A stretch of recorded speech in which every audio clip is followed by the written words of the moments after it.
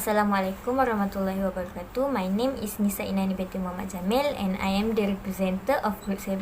Today I would like to present about our topic, which is to identify the fish species that be used in Lokcing factory.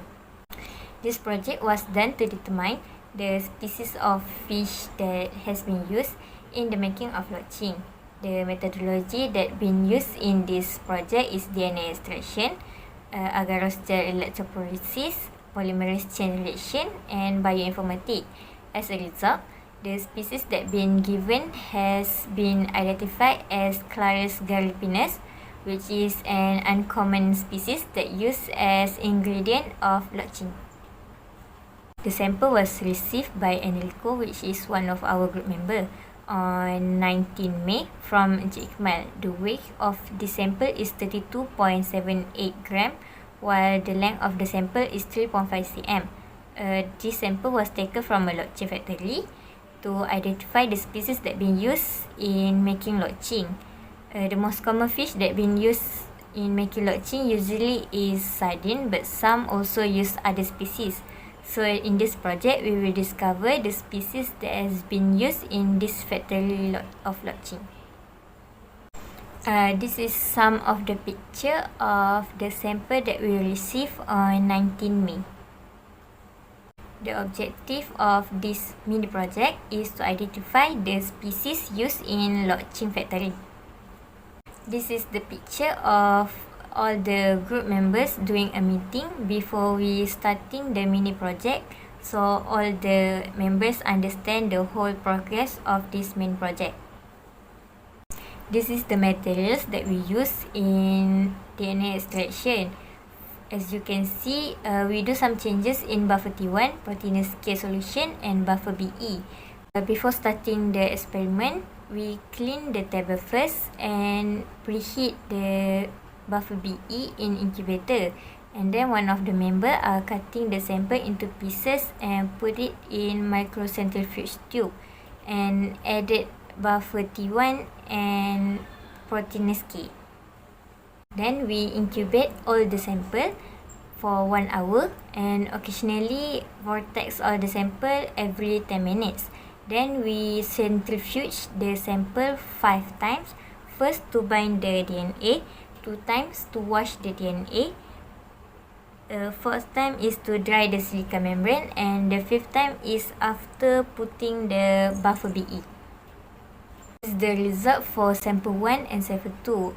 As we can see, the purity for sample 1 is 1 and the concentration is also 1, and for sample 2 the purity is 1 while the concentration is 2. For sample 3, the purity is 1 while the concentration is 3. Sample 4, the purity is 1.667 while the concentration is 5. For sample 5, the purity is 2 while the concentration is 6. And finally, sample 6, the purity is 1.67 and the concentration is 5. This is the materials that we use in agarose gel electrophoresis. There is no changes we do for this experiment. Here we are preparing the agarose gel, where we took 0.3 gram of agarose powder and 30 ml of 1-time TA buffer, and then we heat it in oven for 1 minute 20 seconds. After the agarose gel is hardened, we put it in the agarose gel electrophoresis tank and we fill in the tank with 1-time TA buffer. We put the DNA and marker that been mixed with loading dye in the comb that been prepared in the agarose gel, and then we turn on the power supply to run the agarose gel electrophoresis. This is the result for the first agarose gel electrophoresis, and as you can see, only sample 6 and sample 5 that can be seen clearly. Next, this is the materials that we use for the PCR experiment. Same week before, we didn't change anything in this experiment. After mixing all the materials that been listed before, we vortex it for 5 seconds and then put it in the thermal cycler. This is the cycle that we use for our PCR experiment, and for the repeated cycle we only run for 29 cycle. And then we proceed with agarose gel electrophoresis for the second time for the PCR product. Here we use 2% of agarose gel. The process of the second agarose gel electrophoresis are still the same with the first agarose gel electrophoresis. There is no changes we do between these two experiments. This is the picture of us putting the agarose gel inside the gel documentation system, and the second picture is the inside of gel doc, and the third picture is our agarose gel that we put on a white paper. And this is the result for our second agarose gel electrophoresis. As you can see, for R2, R4, R6 can be seen clearly, R1, R3 can barely seen, while R5 and negative control can't be seen. And finally, for the bioinformatic information, we fill in the form that been given from our doctor, and we are sending 6 replicate.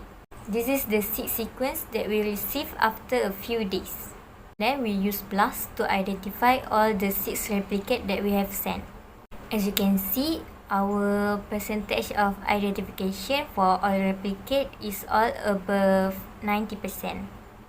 And lastly, the result shown that all replicate identified the sample as Clarius gariepinus.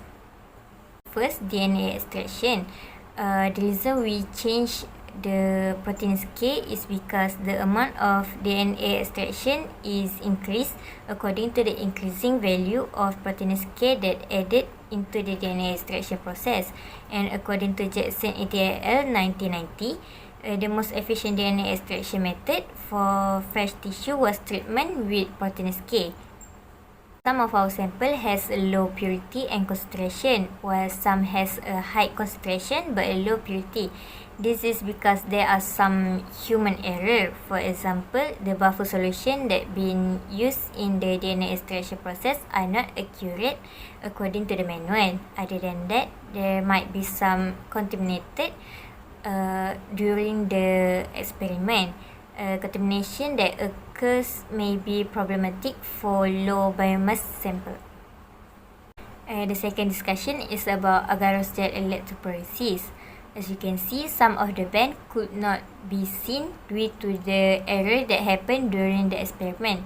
There also might be a contamination during the experiment. The third discussion is for polymerase chain reaction. The result of PCR process show that replicate 2, 4 and 6 are present in the agarose gel. This can be indicated that DNA segment inside the replicate 2, 4 and 6 has been amplified successfully, while replicate 1 and 3 show slightly bright and replicate 5 does not show any band. This might happen due to the human error or contamination during the experiment. Other than that, the concentration of the PCR replicate are low and cause the band bar does not appear bright. And lastly, for the bioinformatic, all of the replicate we received were above 90% and belongs to Clarius gariepinus. In conclusion, all replicates show the same result, which is Clarius gariepinus. The common name for this species is North African catfish. It is likely uncommon to use catfish as ingredient in Lokcing, so more research should be done to avoid any misunderstanding. For recommendation, first, make sure to sterilize the project area before start so there is no contamination happen during the experiment. Second, an action should be taken by visiting the Lokcing factory to get confirmation about the type of fish usage. And that's all from us. Thank you for listening.